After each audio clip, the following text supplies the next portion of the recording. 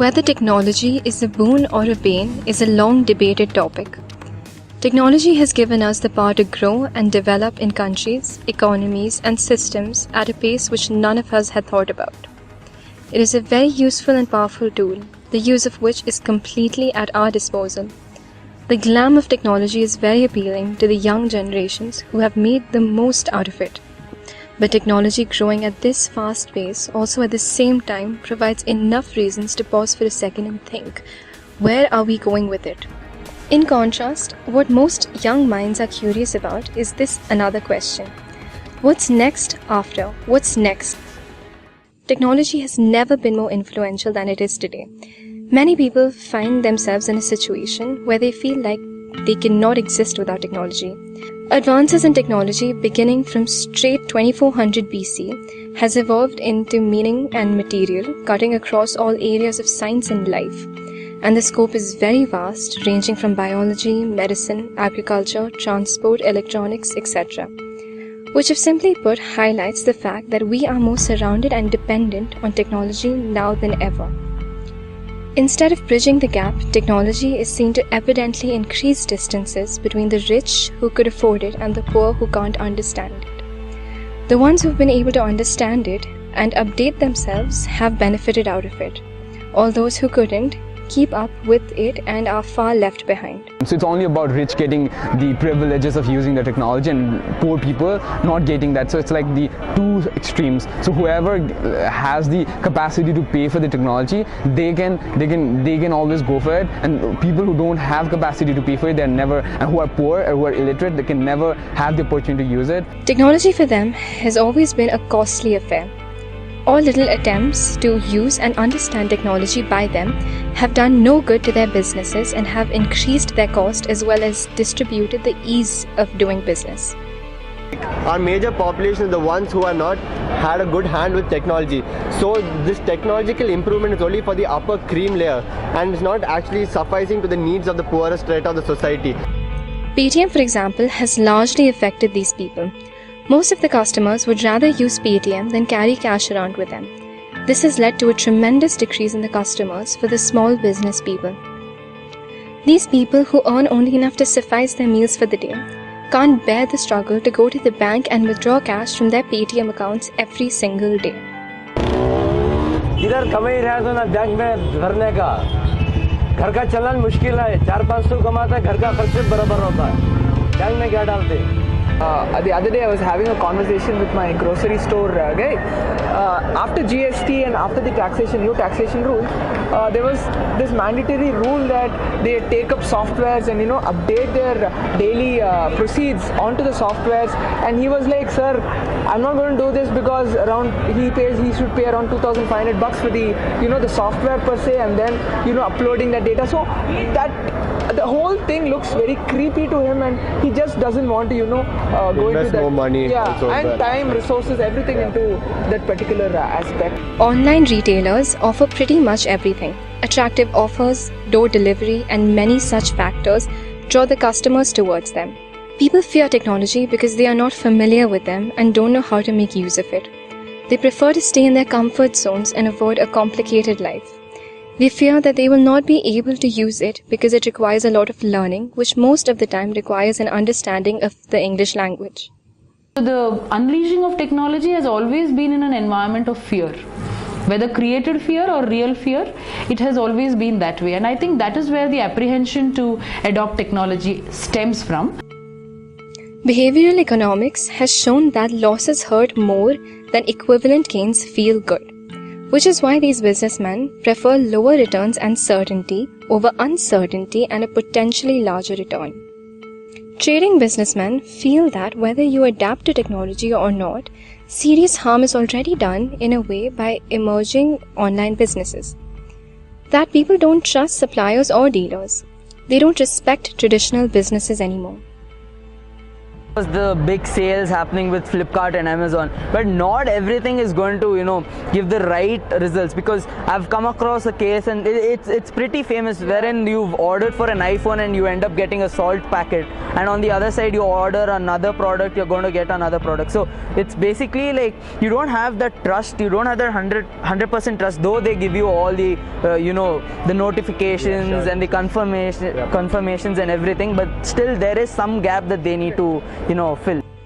The emergence of the mobile app ecosystem has given rise to a plethora of startups, literally millions, whose initial founding idea was, let's build an app. If entrepreneurship has become popular amongst the newer generation, it is mostly because of the fascination to build an application or a website. This incorrect orientation of startups has led to a rate of failure as high as 99%. Which is not only shocking but also gives us enough reason to diagnose the problem as well. These failed founders and CEOs then often go to a stage of depression where some of them even commit suicides. You also have these web traps, you suddenly open some website and there's another pop-up which opens, and then they have these catchy things so that you are attracted to it, and then you just give one click there and then all your information is taken down from your IP address to whatsoever that is. Recent incidents have shown how even big companies and brands have given away lots of consumer behavioral data to hackers, who then sell this data for cheap prices to marketers and to those with a not so good intention. There are also a lot of pain points where if I want to access some facility, I need to let go of my private information, which to a certain extent is very intimidating for some of us. I think I should be able to restrict that privacy and how much of invasion of my privacy has happened. If I am at home and in my space, I would naturally defer that invasion to some other time. I would say get back to me at a time when I am convenient to deal with you. But if that invasion is very intrusive and very dangerous for me, for my family, for people around me, then that becomes a cause of concern. Social media not only has become a tool for hackers to mine our private information, it is also widening the gap and isolating individuals, resulting in fewer social bonds every day. Human interaction has reduced drastically because of technology. Today we have conversations over WhatsApp and other social media portals, wherein when that person is right in front of us, we just ignore them, and we don't have real-time conversations with them. No, I don't think it is making them less social. It is making them more antisocial, or because the connection is with a lot of people. Quantity is huge, but what quality are they using out of that is important. The use of social media has shortened our attention span from 12 minutes to 5 minutes. Constant news feeds, getting information in 140 characters, and videos that are 10 minutes or less has literally rewired our brains. Now it has become a growing addiction among children also as well. The fact that they use WhatsApp, and moreover WhatsApp at a very tender age when it's not even required. Probably they can go out and play. Instead, no, they won't do that. They go online and they have to play some online games instead. And that's what it has changed the physical world now into a virtual reality world. People who are online an average of 5 hours a day have trouble remembering people's names, forget pots on the stove, and even their own birthday. People are expected to do more work at home, which takes away time they would be spending with their families. Also, younger people prefer communicating online versus face-to-face. When people are in the same room and communicating via text or instant messaging instead of speaking to each other, there is a problem.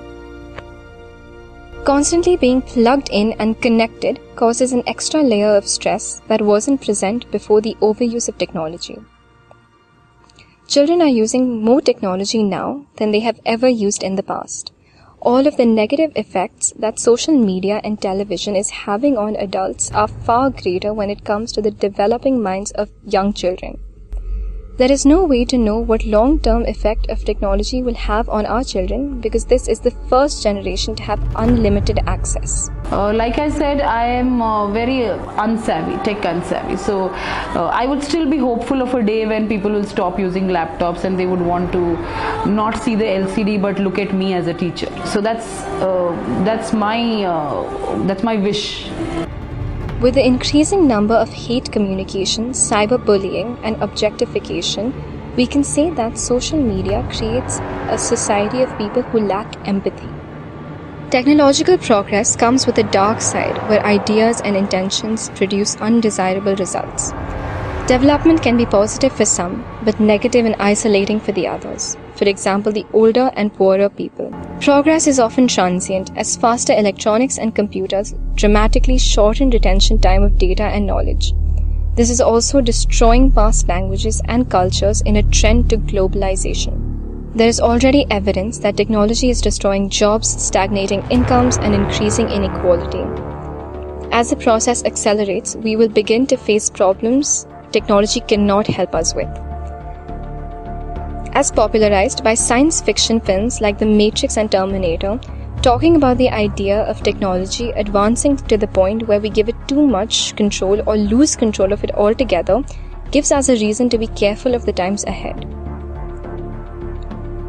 The technological singularity is the hypothesis that the invention of artificial superintelligence will abruptly trigger super-fast technology, resulting in unfathomable changes to the human civilization.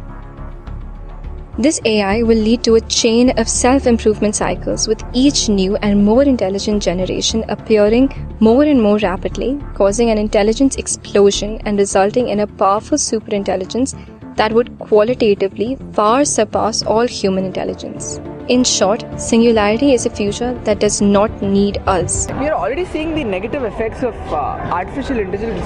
I remember a news article wherein Facebook per se created an artificial intelligence bot to for its chat system, but then it failed miserably because the computer started creating its own languages and communicated with it with itself, which is actually alarming. Artificial intelligence would increase rapidly and transcend the limitations of biological bodies and brains. The concept of singularity forces us to think beyond present to a time where technology replaces doctors, teachers, and even politicians. A world like that is scary. Recent technological advances, where robots are doing human jobs, be it mechanical or creative, where technology like CRISPR has made editing our DNA genes possible, which can let you expect designer babies in the future with determined physical state, competency, eye color. The question raised at this stage where you start editing the code of life is, where do you stop?